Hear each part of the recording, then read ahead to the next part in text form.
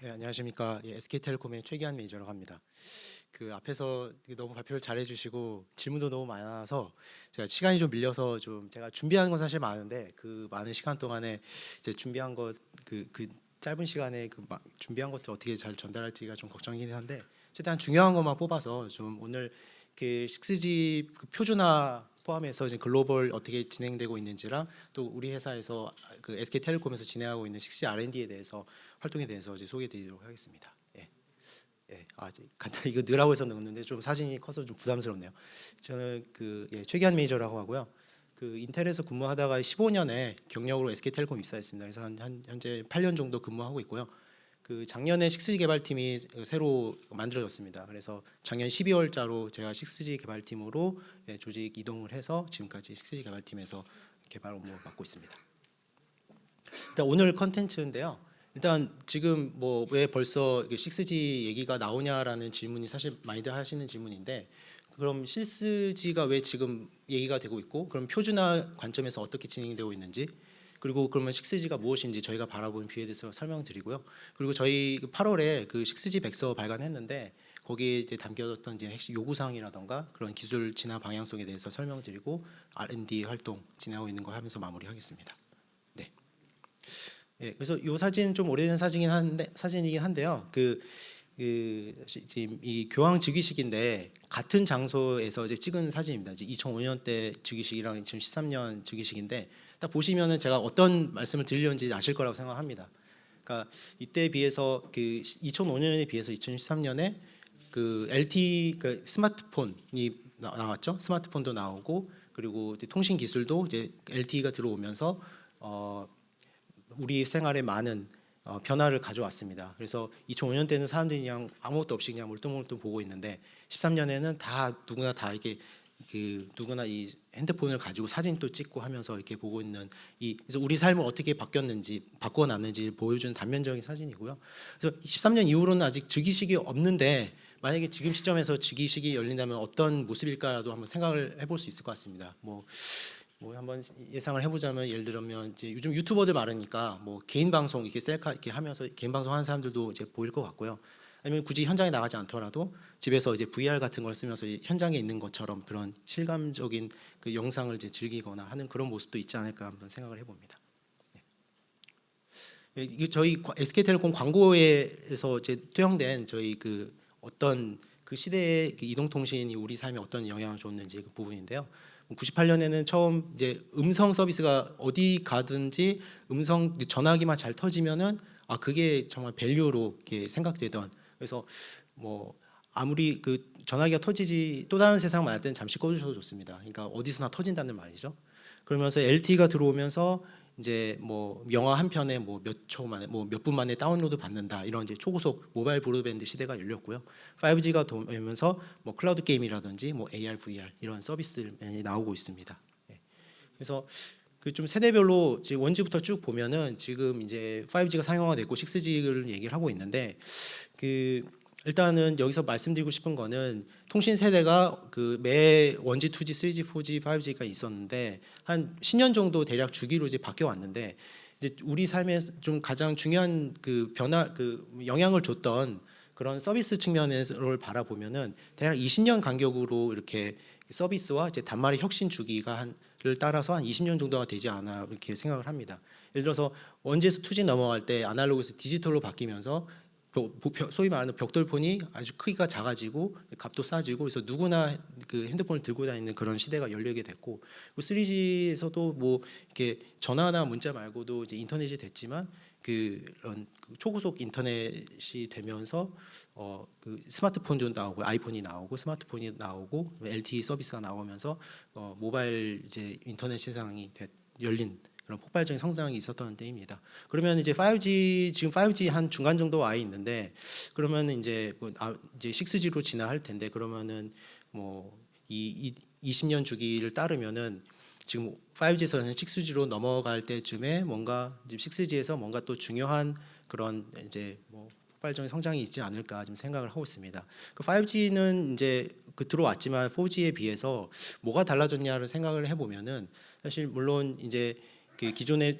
그 속도만 높아졌던 거에 비해서 그 뭐 초연결성이라던가 초저지연 이런 서비스들이 들어오고 그런 부분들이 그 이동통신 외에도 그 다른 이제 버티컬 산업과의 융합할 수 있는 부분들이 생기면서 융합 서비스, 뭐 사물 인터넷, IoT 많이 얘기하잖아요. 그래서 뭐 스마트 시티, 스마트 팩토리 이런 얘기도 많이 나오고 있는데 뭐 근데 그래서 이제 기존의 B2C에서 B2B로 좀 확장을 하려고 그렇게 태동하는 그런 시기라고 보면은 이제 6G에서는 이제 모든 것들이 연결되는 것뿐만 아니라 모든 장소까지 연결하는 그런 서비스로 확장이 되면서 뭐 위성이라던가 같이 되면서 좀 더 성숙한 서비스가 나오지 않을까 지금 이렇게 보고 있습니다. 예. 그래서 지금 뭐 지금까지 트렌드를 잠깐 말씀드렸는데 사실 이동통신 서비스를 하기 위해서는 표준이 가장 중요합니다. 그래서 저희 보통 표준 이동통신 표준 하면은 많이 알고 계시는 게 3GPP입니다. 3GPP에서 실제적으로 제조사들이 구현할 수 있는 그런 표준 규격들을 만들고요. 근데 사실 3GPP에서 규격을 만들기 그 이전 단계에 이 공식 표준화 기구 ITU 많이 들어보셨을 텐데 예를 들어서 뭐 IMT 2020 하면은 보통 5G를 말하는데 그런 IMT 2020, IMT 뭐 어드밴스드 IMT 2000 뭐 이런 네이밍이 여기 ITU 아래서 그런 그 각 세대 이동통신 세대의 그런 이름을 이제 승인을 하는 그런 역할을 하게 됩니다. 그래서 ITU에서는 이제 워킹 파티 5D라고 뒤에서 설명드리겠지만 이쪽에서 그런 뭐 비전 문서를 발간한다던가 아니면은 이제 그런 요구사항을 이제 요구사항을 이제 발간한다던가 그리고 이제 그거에 바탕에서 3GPP가 규격을 만들어서 제안을 하면은 이거를 보고 아 이거는 뭐 IMT 2020 그 표준입니다라고 승인을 해주는 그런 역할을 하게 됩니다. 그래서 그런 식으로 공식 표준화 기구와 사실 표준화 기구로서 이렇게 사실상 이렇게 역할을 분담해서 나아가고 있고요. 지금 이 방금 말씀드린 ITUR 워킹 파티 5D에서 지금까지 3G부터 4G, 5G까지 6G까지 해오던 그런 이제 그 표준화 과정들을 이제 요약을 한 장표입니다. 그래서 워킹 파티 5D에서 크게 하는 일은 기존의 이제 비전 문서 그 각 세대의 사용 시나리오는 이렇게 됩니다. 어떤 시나리오에서 사용될 것으로 예상이 되고 그걸 위한 성능 지표라든가 성능 목표 이런 부분들을 정의하는 그 첫 번째 페이지가 있고요. 두 번째는 그걸 바탕으로 더 구체적인 기술 성능 요구 사항을 이제 작성을 하게 됩니다. 그걸 갖다가 이제 이 두 가지 인풋 뒤에 설명드리겠지만 3GPP에서 그 규격을 실질적으로 구현 가능한 규격을 만들어서 ITU 아래 제출을 하면은 최종적으로 그 승인 도장을 찍는 ITU에서 아 이거는 예를 들어서 뭐 IMT 2000 기술이다 뭐 이렇게 도장을 찍는 그런 역할을 이렇게 쭉 해오고 있습니다. 예. 그래서 방금 말씀드린 그 ITU 아래에 있는 워킹 파티 5D에서 진행하고 있는 6G 관련해서 지금 사실 진행이 이미 물밑에서 진행이 되고 있습니다. 그래서 이게 아까 말씀드린 이 세 가지 이 크게 세 가지로 나눠볼 수 있는 단계별로 진행이 되고 있고요. 지금 시점이 2023년인데 사실 올해가 그 표준 관점에서는 굉장히 중요한 표준 6G 표준화 원년이라고 사실 볼 수 있습니다. 왜냐하면은 이제 뒤에서 설명드린 그 그 비전 문서, 그러니까 6G에서는 프레임워크 문서라고 이제 이름을 바꿨는데 그게 올해 6월에 발간이 됐습니다. 그래서 6G에서 사용 시나리오라든가 그런 캐퍼빌리티, 그 성능 지표 뭐 이런 부분들이 처음으로 발간이 돼서 일단 이 표준화에 대한 이제 가이드라인 이런 부분을 제시했다는 점에서 의미가 있고요. 또 하나는 이제 주파수 측면에서도 이제 ITU 내에서 WRC라고 그 주파수 전 세계 주파수 사용이나 이런 이런 부분을 이제 결정하는 최고 의결 회의인데 보면은 이 WRC가 4년마다 개최가 됩니다. 근데 27년에 6G 주파수 대역을 확정할 그 뉴 스펙트럼을 그 이제 결정할 예정인데 그 이전 4년 전인 올해 이제 곧 이번 주 아마 시작하는 걸로 알고 있는데 WRC에서 이때 논의될 그 후보 주파수에 대한 의제를 미리 상정을 합니다. 그렇게 돼야지 여기서 이제 논의를 할 수 있게 되거든요. 그래서 이런 그 후보 주파수 대역이 처음 상정되는 의미 있는 이제 그 회의가 개최되기 때문에 상당히 중요한 한 해라고 이제 볼 수 있습니다. 예, 그래서 이런 ITU와 그 공식 표준화 기구와 사실 표준화 기구 간의 이런 역할이라던가 진행되고 있는 타임라인은 이게 이렇게 밑에 했고요. 그래서 보시면은 이제 6G 관련해서는 이제 3GPP에서 28년 말이나 29년 초에 그 표준 규격을 제안할 것으로 예상이 되고 그러면은 이제 평가를 거쳐서 2030년도에 이제 IMT 2030이라고 명명한 이 6G 기술에 대한 공식적인 표준이다라고 승인하는 절차를 거치게 될 것으로 생각이 됩니다. 예. 그래서 방금 말씀드린 이제 ITUR과 3GPP의 이제 그 타임라인을 이렇게 요약을 해봤고요.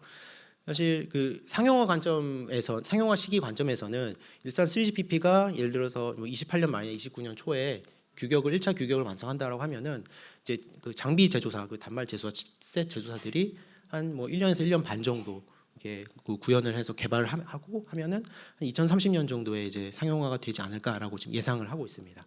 그래서 이런 부분들이 보통은 이제 뭐 각국에서도 이제 6G에 대한 그 개발에 대한 제 드라이브를 많이 하고 있는데요. 뭐 엑스포라던가 보통 올림픽 이런 큰 이벤트가 스포츠 이제 행사가 열리는데 보통 이제 각국 정부에서는 이런 이벤트가 자국에서 개최될 때 그걸 이용해서 자국의 기술을 이제 뽐내는 그런 기회를 사용하기도 합니다. 그래서 만약에 뭐 엑스포가 2030년에 열리기로 결정이 된다면 이 부산 엑스포는 뭐 거의 6G 엑스포가 되지 않을까 그렇게 생각이 되고요. 그리고 바로 다음 장에서 설명드리겠지만 저희는 이제 그 우리 지금 현재 정부의 이제 국정과제에 포함되어 있는 이제 프리6G, 그러니까 6G 비전 페스타라고 그 과기부에서 이제 이런 6G의 그 요소 기술들을 미리 좀 시연을 하는 그런 이제 그 과정도 국제 과제로 진행이 되고 있는데, 아무튼 이렇게 뭐 한국, 미국, 일본 또 그 외에도 중국, 뭐 유럽 다 이렇게 계획들을 가지고 움직이고 있습니다. 그래서 국내에서는 지금 진행되고 있는 상황인데 방금 말씀드린 그 국책 과제가 그 1단계 5년 단위로 이제 1단계 그리고 얼마 전에 2단계 내년부터 시작할 5년짜리 두 번째 단계 국책 과제가 이제 그 예탈을 통과했고 이제 내년부터 시작을 할 예정입니다. 그래서 말씀드린 이 계획 중 26년에 그런 프리6G 트라이얼이 좀 될 예정이고요. 그래서 이렇게 좀 진행이 되고 있고 이제 국내에서도 이제 여러 주요 기업들이 이제 뭐 백서 발간이라던가 주요 기술 시연 이런 부분을 통해서 열심히 활동을 진행을 하고 있습니다. 예. 저희 그 5G 포럼이 원래 그 2013년도부터 있었으면서 산학연관까지 힘을 합쳐서 대한민국의 5G를 좀 발전시키고 좀 그 세계에서 5G 가장 앞서 나가는 나라가 돼보자라고 해서 그걸 만든 저 포럼이고요. 근데 이게 올해 5월에 이제 10주년이 됐는데 이제 그 6G 포럼을 명칭을 바꿨습니다. 그래서 이제는 이 포럼이 그대로 이제 조직이나 이런 건 거의 그대로 가는데 이제 목표가 이제 5G에서 이제 6G로 이제 방향 전환을 하는 그런 단계가 있고 뭐 학계 뭐 산업체에서 많이 이제 참여를 하고 있습니다. 그래서 국내에서도 이렇게 6G 포럼 같이 이제 활발하게 논의가 되고 있다. 그래서 6G가 무엇인지 아까 앞에 그 저희 그 워킹 파티 5D에서 그 프레임워크 문서, 5G에서는 비전 문서라고 그 불렸던 그런 문서가 올해 6월에 발간이 됐는데요. 그걸 거기에는 이제 올해 6월에 발간이 됐는데 이게 그 문서의 목차입니다. 그래서 여기서 가장 중요한 게 UCD 시나리오랑 케이퍼빌리티 이 두 가지를 하고 할 수 있습니다. 그래서 이 두 가지에 대해서 지금 어떻게 이해를 하고 있는지 좀 살펴보도록 하겠습니다. 그래서 일단 사용 시나리오입니다. 사용 시나리오 왼쪽은 이제 삼각형 이거 다들 이제 익숙한 그림인데 뭐 초고속, 그 초연결, 그 초저지연성을 지향하는 이 세 가지 축으로 이제 5G가 이제 정의가 되었었습니다. 그래서 그러면 2030년도 타깃으로 한 6G의 사용 시나리오는 무엇이냐라고 보면은 기존에 여기 있는 이 삼각형이 여기 보시면 여기 가운데 이게 초록색으로 이제 돼 있습니다. 그래서 기존의 5G의 사용 시나리오가 더 확장이 돼서 그러니까 그 성능 목표가 더 올라가서 EMBB는 이제 이머시브 커뮤니케이션, 뭐 매시브 커뮤니케이션, 뭐 URLLC가 이제 HRLLC로 이렇게 바뀌게 되는 이런 이렇게 나가는 확장이 되는 축이 하나가 있고요.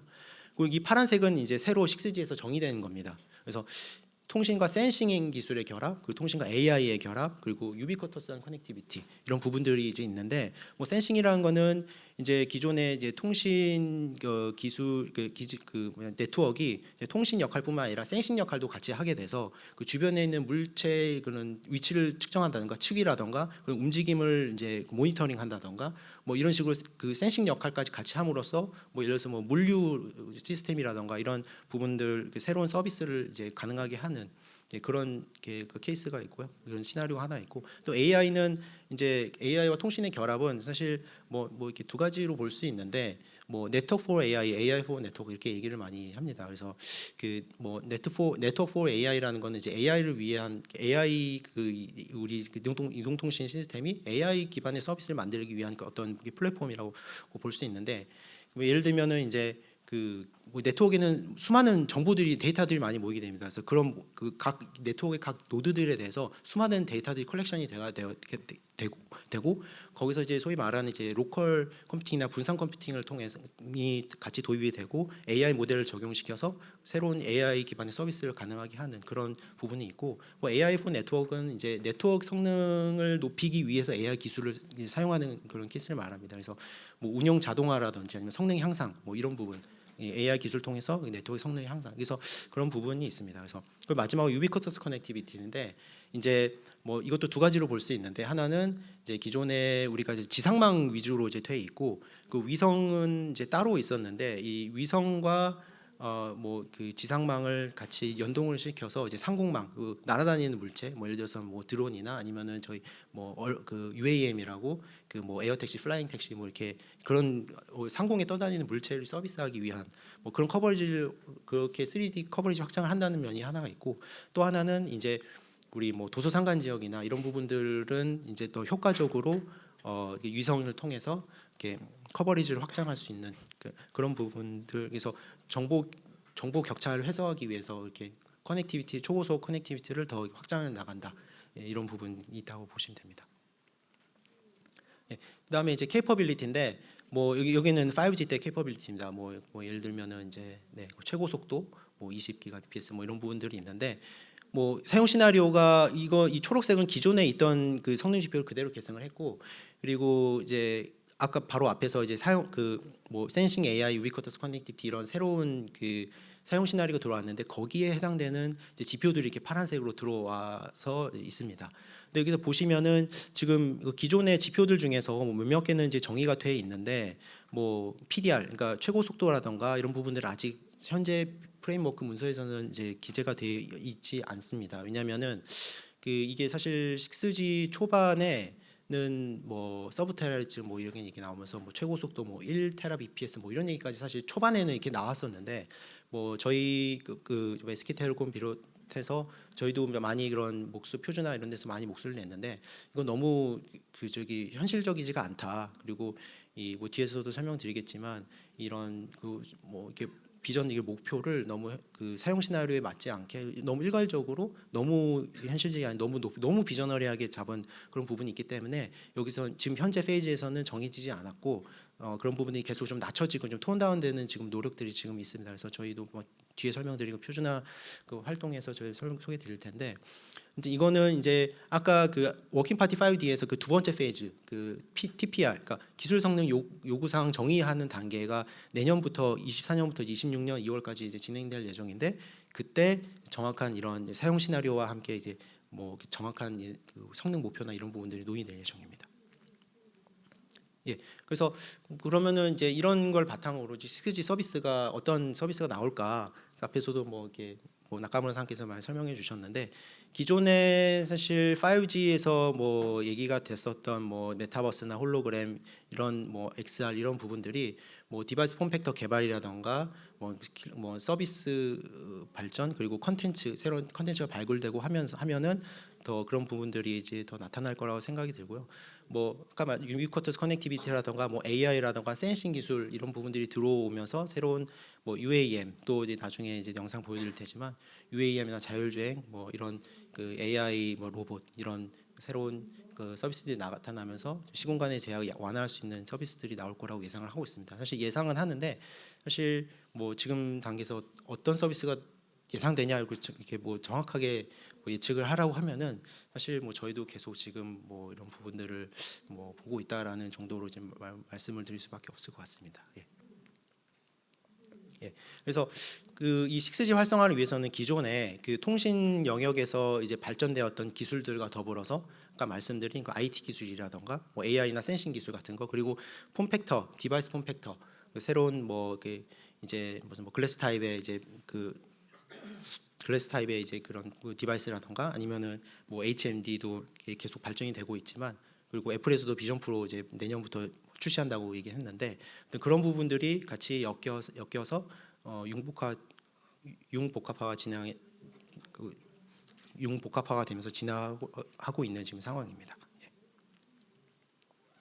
그래서 저희 그 핵심 요구사항을 이제 주로 저희가 5G 상용화 그 경험에 비춰봐서 6G에서는 이런 부분이 돼야 된다라는 부분을 좀 말씀드리려고 합니다. 그래서 크게 이렇게 그 사실 5G 들어오면서 사실 많은 저희는 이동통신사 입장에서는 5G가 많은 이점을 가져왔다고 생각을 합니다. 예를 들면은 이제 사실 그 LTE 때부터 이제 그 트래픽이 계속 그 수요가 계속 폭발적으로 늘어왔는데 사실 5G가 도입되지 않았다면은 LTE에서 주파수가 이미 다 포화가 됐을 거 것으로 예상이 됩니다. 근데 저희가 그 미드배 그 중대역에 이제 3.5기가 100메가 이제 확보하면서 새로운 더 빠른 5G 그 서비스를 사용하면서 그런 트래픽을 다 수용할 수 있는 부분이 있었고, 그리고 이제 뭐 사용량 그 유저의 그 데이터 사용량을 보면 LTE 사용자와 5G 사용자의 그 사용량을 보면은 제가 알기로는 한 3배 정도 차이가 나는 걸로 알고 있거든요. 뭐 8기가, 24기가 정도 이렇게 한 3배 정도 차이 나고 있는 건 아는데,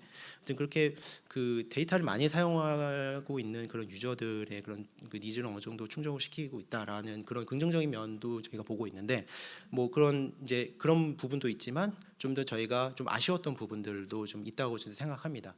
예를 들면은 초대도 설명을 드렸지만 그 이 5G에서 4G로 오면서 뭔가 킬러 서비스나 차별화된 폼팩터가 사실 나오지 않고, 아직까지는 물론 지금 5G에 지금 사용한 지 4년, 4.5년 이게 됐고 좀 이게 중간 단계이긴 하지만 아직까지는 이런 부분이 좀 미흡했지 않았나 이렇게 생각이 들고요. 그리고 앞에서 이제 캐퍼빌티에서도 잠깐 말씀을 드렸는데 그 5G에서 좀 너무 그 목표 비전 문서에서 정의되었던 그 목표라든가 최고 속도 관련된 그 목표가 좀 너무 획일적으로 숫자 하나로 이렇게 딱 좀 이렇게 5G가 상용화되면은 바로 한 수십 기가 이제 될 수 있는 것처럼 그렇게 그런 오해를 불러일으킬 수 있는 소지가 좀 있었습니다. 그래서 그런 부분에 대해서 비전 단계, 표준화 비전 단계에서부터도 좀 정확하게 좀 해야 되는 부분, 그리고 그 대중과 클리어한 커뮤니케이션 해야 되는 부분이 있고요. 그리고 그 무선 기술 측면에서는 5G는 LTE에 비해서 주파수 많이 높아졌죠. 기존의 LTE는 뭐 1.8이 주력이었고 2.1, 2.6이었는데 3.5가 되고, 그리고 밀리미터 웨이브까지 들어오면서 고주파가 됐는데, 거기서 아무래도 고주파가 됨으로써 이제 커버리지가 작아지고 그런 이제 단말 측면에서는 이제 발열이 되고 배터리 소모가 심해지고 그런 부분이 뭐 있었고요. 그리고 아키텍처 측면에서는 뭐 가상화 기술이라던가 이제 그 오픈 아키텍처, 이제 그런 오픈 인터페이스 기반으로 뭐 여러 개 제조사 서로 연동할 수 있는 그런 아키텍처적인 그런 혁신 부분들을 저희도 계속 LTE부터 계속 해왔지만 좀 그런 부분들이 좀 부족했던 부분이 있습니다. 그래서 그런 부분을 이제 고려를 해서 이렇게 좀 만들어 이렇게 각각에 대한 이제 6G 위해서 고려해야 될 부분을 이렇게 정리를 했고요. 그래서 일단은 6G는 성공하려면 통신 기술만 발전하면 안 된다. 서비스도 같이, 서비스랑 컨텐츠 발굴도 돼야 되고, 그리고 뭐 이런 디바이스 폼팩트, 스마트폰을 넘어서는 그런 디바이스도 나와야 된다 이렇게 보고 있고요. 그리고 이제 뭐 최대 목표 관련해서도 좀 사용 시나리오별로, 예를 들어서 뭐 집에서 그 숏 레인지 커뮤니케이션 할 때는 속도랑 뭐 건물 안에서의 속도랑 뭐 이제 야외에서 속도라든가 이런 부분들이, 그리고 주파수 어느 주파수 사용하느냐에 따라서 대역폭이 얼마만큼 확보된 그 대역이냐라고 해서 그런 부분들을 좀 해야 된다고 보고 있습니다. 예. 그래서 이 좀 자세한 이제 이 설명인데 좀 요약이어서 넘어가도록 하겠습니다. 기술 진화 방향은 저희는 일단 워드 클라우드로 저희 중요 키워드를 정리를 한 거고요. 뭐 AI라던가 오픈란, 뭐 이렇게 UAM, NTN 이런 부분들이 들어가 있습니다. 그래서 크게 8가지가 있는데 뭐 간단하게 설명드리겠습니다. 그래서 저희 진화 방향성 8가지를 보고 있고, 예. 그래서 그 AI 네이티브 네트워크가 돼 있고요. AI 네트워크 하나 있고, 말씀드린 것처럼 그 기지국 이 AI 인프라 관련해서는 뭐 이렇게 통신 인프라도 포함이 되어 있어서 이 인프라에서 이제 그 AI 기술을 적용해서 지금 성능을 향상시키는 그런 부분들이 있습니다. 지금 시간이 없어서 좀 빨리 넘어가도록 하겠습니다. 예, 이런 부분이 하나 있고요. 에너지 세이빙도 사실 기존의 그 속도라든가 용량 같은 전통적인 성능 지표와 함께 최근에 더욱 중요한 성능 지표로 지금 에너지 세이빙도 지금 전력 절감 얼마나 하느냐 이런 부분 아주 중요합니다. 그래서 기후 변화 이런 부분들이 있기 때문에 뭐 기지국, 뭐 코어 디바이스 온 영역에 걸쳐서 저희 이렇게 백서를 통해서도 저희 목소리를 내고 있고요. 기술 개발 측면에서도 실제로 뭐 CPU 동력, 전력, 동적 제어 기술이라든가 이런 부분들을 계속 개발하고 있습니다. 그리고 세 번째는 양자 보안. 이제 가끔씩 보면은 이제 개인 정보가 털렸다 이런 그 뉴스가 나오는데, 이런 부분들 양자 기술, PQC나 QKD 같은 기술을 이용을 해서 좀 양자를 더 그 엔드 투 엔드로 보안 기능을 더 향상시키는 그런 부분으로 나가야 될 것으로 보고 있습니다. 예. 그리고 무선 기술에서도 뭐 안테나를 더 늘려서 그 익스트림 그더 초거대 마이모로 진화한다든지 메타 물질을 이용해서도 커버리지 향상한다든지 이런 무선 진화 기술 측면이 또 있고요. 그리고 오픈랜도 있는데 오픈랜도 이제 뭐 가상화라던가 인터페이스 개방 그리고 지능화하는 부분에 있어서 좀 더 이런 방향으로 좀 나아가고 있습니다. 코어망도 이제 있고요. 코어망도 이제 더 클라우드 기존의 그 VNF 기반으로 돼 있지만 클라우드 네이티브 구조로 진화하는 부분 그런 부분들이 있고 또 코어는 이제 한번 죽으면 서비스 영향도 아주 크기 때문에 더 이제 죽지 않는 강한 코어망으로 진화하는 방향으로 보고 있습니다. 전송망도 이제 대용량을 수용하는 기술 그리고 에너지 절감 측면에서도 광전 변화 최소화하는 그런 기술들 해서 저희 같이 보고 있고요. 그래서 그리고 이제 마지막으로 상공망입니다. 그래서 말씀드렸지만 저궤도 위성을 통해서 이제 같이 그 지상망이랑 위성이랑 이제 연동해서 이제 음영 지역 서비스하는 부분이랑 또 우리 UAM 저희 25년에 UAM 처음 상용화 지금 타겟으로 하고 있는데 그 이 날아다니는 UAM 물체에 이제 서비스를 하고 이제 컨트롤 그 기체를 이제 제어하는 서비스라든가 그 안에 있는 승객들이 그런 멀티미디어 서비스를 받게 한다든가 이런 서비스를 확장하는 부분 같이 보고 있습니다. 시간이 없어서 이제 영상은 좀 넘어가도록 하겠습니다. 그래서 저희 6G R&D 활동인데요. 저희 지금까지 내용이 이제 8월에 발간했던 사실 이 백서에 다 담겨져 있습니다. 그래서 관심 있으시면 보시면 되고요. 그래서 그 NGMN 저희가 이제 글로벌 활동을 많이 하고 있는데 이제 NGMN이 있습니다. 그래서 그 전 세계 이통사 사업자 주도의 연합체인데요. 저희가 이제 그 NGMN에서 발간한 백서 같은 그런 부분들이 있는데 그 지금 그 올해 초에 발간 6G 백서의 주 저자인 이제 자방께서 그런 우리 엔제맨 현황 그 글로벌 활동이라던가 그런 부분들을 그리고 SK텔레콤과 협력 이런 한 부분들을 지금 영상으로 좀 제작을 했는데 잠깐 이거 좀 플레이. Hello, this is Javan Erfanian from Bell Canada. I appreciate the opportunity and the invitation to briefly present the work of Next Generation Mobile Network NGMN Alliance on 6G. NGMN Alliance is a global community of operators, vendors, advisors, and all these leading players in the ecosystem contribute greatly to the work. The work is now based on 3 pillars strategically as we evolve and try to make 5G successful and set the foundation for the next generation and IMT 2030.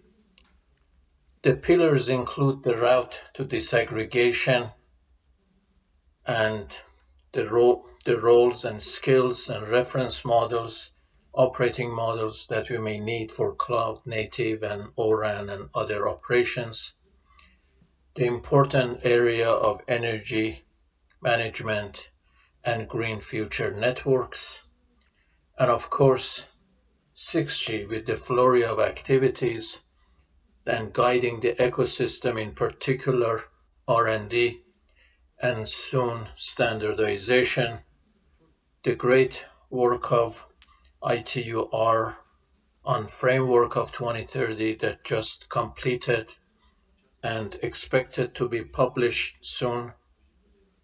These are the works we focus on at NGMN, and I say a few more words on 6G. In terms of evolution of Gs, NGMN has been very instrumental and active with great deal of guidance, in particular to standards, and it started its work just before the definition of 4G and has continued in 5G and now beyond 5G. On 6G in particular, we published what was important in terms of motivations of 6G and the goals and drivers. As we can imagine, primarily it's about societal and environmental and response to the needs and the well-being of all users, and also economical sustainability, incentives, 5G differentiation, so that the new systems can do bigger and better and address the needs of the industries and the users and societies much better and broader as the needs expand and need to be addressed. In addition, operational excellence has been one of the important pillars that should not be forgotten, because at the end of the day, the value should be created and delivered. And so we have these pillars of societal, environmental, economic incentives, as well as operational excellence and value creation and delivery. And then the work moved on to talk about analyze the use cases, generic use cases, and the needs of those. And finally, recently, on requirements and design considerations. We expect the work to continue as we move forward and provide more details in terms of guidance that can be used for studies such as the requirements of standards and others. All of these are available in our publications. With respect to use cases, it's no surprise that it includes a great deal of future multi-sensory immersive communication and digital experience, industrial control, robotics interaction, time-sensitive networking, all kinds of smart industries in addition to hyperconnectivity, and a number of services that can be provided with intelligence, with AI as a service that not only serves the network, but network serves the services. And also, of course, integration of sensing that allows us to do localization, tracking, interaction, detection, pattern recognition, which can provide a great deal of new use cases. All of these are considering inclusion, are considering trust and security, and energy efficiency and sustainability. The 6G requirements and design considerations are extensively discussed in our latest document, and which was just published in February of 2023. I also, before I bring it together, add a couple of charts indicate that all of these trends, goals, use cases, capabilities, and enablers will obviously need end-to-end design requirements and considerations to make them feasible and deliverable. In other words, when we look at this chart on the left-hand side, in addition to ubiquitous connectivity for all, there's a great deal of pushing the envelope of enablers, use cases, possibilities, capabilities. And we have to bring it together with the fundamentals of a graceful path of energy and cost efficiency, of flexibility. And that makes our job much more exciting, and a great deal of challenges for R&D that we respect and value that they will address. A number of companies of all the members and vendors, including Bell and SK Telecom, and among others, have been very active in this work to drive together for better technologies and serving the end user requirements. With that, I stop here and thank you again and wish you the very best in this journey, and value the great event you have, and value the great leadership and pioneering work that companies such as SKT and markets such as South Korea have in terms of driving these forward. And I also acknowledge the recent digital strategy that has been a role model for others. Thank you. 네, NGM의 그 백서 주저자인 벨케나드의 자반 발표를 보셨고요. 네, 저희 SK텔레콤은 이제 NGM에서 이제 그 6G에 대한 요구 사항이라든가 이런 부분들을 주파수 요구 사항이라든가 이런 부분들을 계속 꾸준하게 뭐 얘기를 하면서 생태계 조성 노력을 하고 있습니다. 예. 그리고 그 다음에 또 진행하고 있는 이제 글로벌 콜래보레이션은 이제 아이오운 글로벌 포럼이라고 있습니다. 그래서 아이오운 글로벌 포럼은 이제 6G를 고려해서 유선망이 어떻게 진화를 해야 되는가에 대한 그 표준이라던가 그런 기술들 앞에서 설명을 드렸던 그런 뭐 광전 변화를 최소화하면서 그런 유선망에서의 에너지 소모, 에너지 전력을 좀 절감한다던가 이런 부분들을 좀 이렇게 보고 있고요. 뭐 2030년 목표로 지금 계속 좀 하고 있습니다. 그래서 저희도 여기 활발하게 참여해서 저희 그 표준화 기고라던가 그 POC 결과 공유하는 부분을 진행하고 있습니다. 그다음에 이제 오란입니다. 오란은 이제 그 오픈랜 생태계를 위해서 이제 창립된 이제 얼라이언스인데요. 여기 안에서도 NGRG라고 이제 넥스트 제너레이션 리서치 그룹, 그러니까 차세대 이제 6G에 대한 기술 연구 그룹이 좀 있습니다. 그래서 저희는 여기서 공동 의장을 하면서 이제 요구 사항에 대한 그런 밑작업 그런 부분들을 이제 진행을 하고 있고요. 뭐 저희 요구사항 발표라던가 그런 이 그룹 내에서 저희 공동 의장으로서 이제 6G 연구 보고서를 작성하는 그런 부분들을 주도를 하고 있습니다. 그 오리아가 이제 얼마 전에 오리아는 이제 국내에 이제 산학연과 이제 같이 힘을 합쳐서 이제 만든 이제 포럼인데요. 국내에서의 이제 오픈란 생태계를 이제 잘 조성해 보자라는 취지로 했고 만들어졌고 저희 SK텔레콤이 오리아의 이제 초대 의장사로 지금 선출이 됐습니다. 그래서 저희가 이제 국내에서도 이제 오픈란 생태계를 조성하는데 주도하는 역할을 지금 계속 지금 진행하고 있습니다. 예. 그리고 이제 뭐 주파수 관련해서도 저희 이제 그런 너무 이제 이동통신 6G 이동통신을 위해서 충분한 대역의 이제 주파수 확보될 수 있도록 최종적으로는 WRC에 이제 인풋이 들어가야 되는데 그런 부분들을 위해서 국내 이제 준비다든가 포럼 통해서 저희가 이제 이런 후보 주파수에 대한 저희 실험 결과라든가 이런 부분들을 공유하고 이제 그런 기고하는 활동을 하고 있습니다.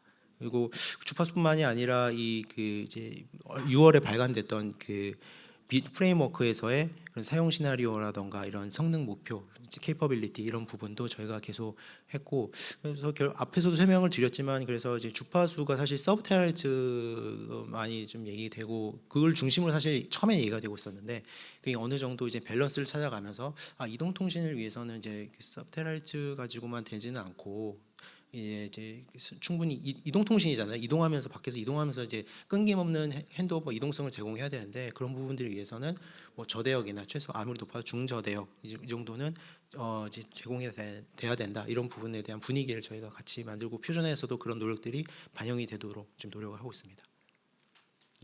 그리고 이 관련해서 주파수에 대한 6G 후보 주파수 여러 개 논의가 되고 있는데 이런 부분에 대한 저희 그 연구 결과도 MWC에서 발표를 한 바 있습니다. 그래서 사실 저희 여기서는 6G 후보 주파수가 특히 뭐 이렇게 뭐 140GHz라던가 이렇게 넘어가면은 실제로 전파 손실이 진짜로 크다는 거를 저희가 좀 발표를 했고요. 그리고 이제 그런 부분들을 조금 컴pen세이션하기 위한 그런 RIS 기술 앞에서 설명드렸던 Reconfigurable Intelligence Service라는 이 그 RIS 기술을 이제 좀 6G 후보 주파수 대역에서는 이제 세계 최초로 이제 개발해서 시연을 같이 한 바 있습니다. 그래서 뭐 같은 얘기고요. 그런 이제 각 후보 주파수에 대해서의 그런 성능, 리커버지 분석이라던가 경로 손실 측정한다던가 이런 부분들을 저희도 내부적으로 계속 미리 준비를 하고 있습니다. 그 UAM인데요. UAM 또 아까 설명드렸듯이 한 UAM이라는 기체가 한 300에서 600m 사이로 이제 날아다니는 이제 그런 기체가 될 것으로 예상이 되는데 이 기체와의 그런 통신, 그 제어를 위해서 특히 이제 UAM은 이제 안전이 아주 중요한 요소이다 보니까 이제 그런 부분들을 잘 컨트롤할 수 있도록 제어할 수 있는 기술이라던가 그 안에 있는 이제 탑승객들에게 더 좋은 리치한 서비스를 제공하기 위해서 더 상공망 커버리지를 더 이제 최적화하고 항로도 최적화해서 그런 뭐 그 기술 관련된 통신 기술을 개발하고 있습니다. 네, 이게 마지막 슬라이드고요. 그래서 이게 시간이 이제 딱 맞춰지는데, 예, 저희는 이제 뭐 계속 사실 뭐그 식스지를 준비를 계속 지금 저희는 앞단에서부터 계속 그 뭐 이렇게 열심히 준비를 하고 있고요. 이제 이런 앞서 말씀드린 그런 식스지 요구사항이라던가 네트워크 진화 기술 방향을 위해서 저희는 이제 방금 앞에서 설명드린 그 글로벌 협력이라던가 또 내부적인 R&D 기술 개발 이런 걸 통해서 저희가 식스지를 잘 준비를 하고 또 더불어 가장 중요한 이제 서비스 발굴, 컨텐츠 발굴이라던가 그런 이제 디바이스 폼팩터 그런 제반 산업과의 협력 같이 준비하는 부분을 하면 대비를 하면서 준비를 하도록 하겠습니다. 예, 발표는 여기서 마치겠습니다. 감사합니다.